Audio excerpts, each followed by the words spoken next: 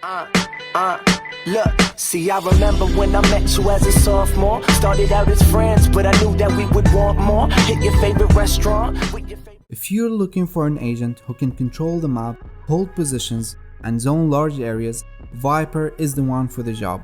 A self-sufficient agent with a unique aspect to her toolkit, as two of her abilities rely on fuel, a resource only Viper needs, which depletes to maintain those abilities and refills when the abilities are inactive.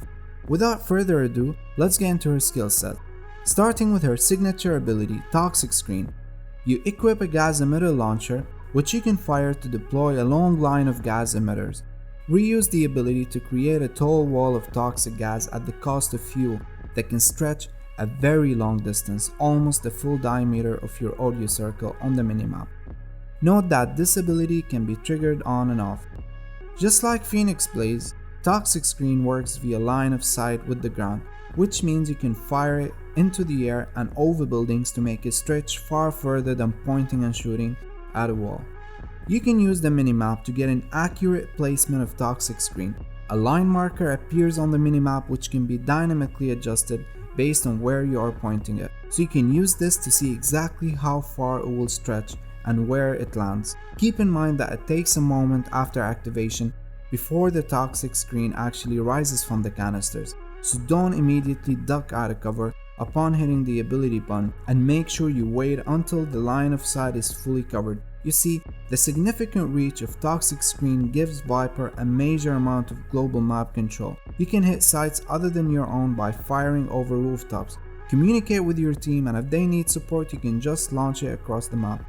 Toxic Screen is a game changer, and it's not black and white. There are different methods to use this utility efficiently. For example, Toxic Screen is often used to cut a side or another area of the map in half, giving your team a safe spot to take cover and reposition. But it's also a very effective hunting tactic. You can use it to make enemies think that they are safe, believing that they are sitting behind a wall and waiting for a big fat cow to smash her way through. Then you can quickly lower the wall and take them out. Keep in mind this tactic works best with high one-shot potential weapons like the Operator or Guardian.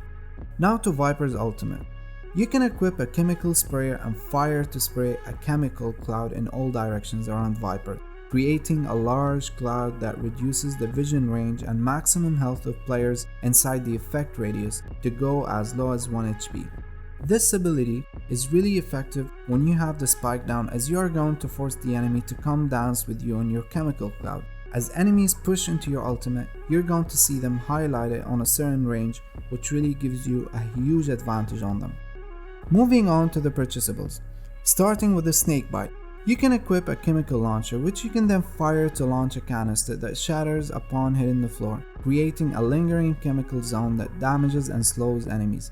Note that even though Viper is immune to her toxic gas effects in all of the other abilities, Snakebite can still damage Viper except at a lower rate than enemies. The acid left behind by a Snakebite canister lasts for 8 seconds, similar to Brimstone Incendiary, although Viper's Snakebite does way more damage, delivering 25 damage per second. Snakebite is used to zone enemies or force them out of their cover. You can shoot your canister at a wall and make it bounce around corners to avoid exposing yourself to unnecessary harm just to shoot the skill.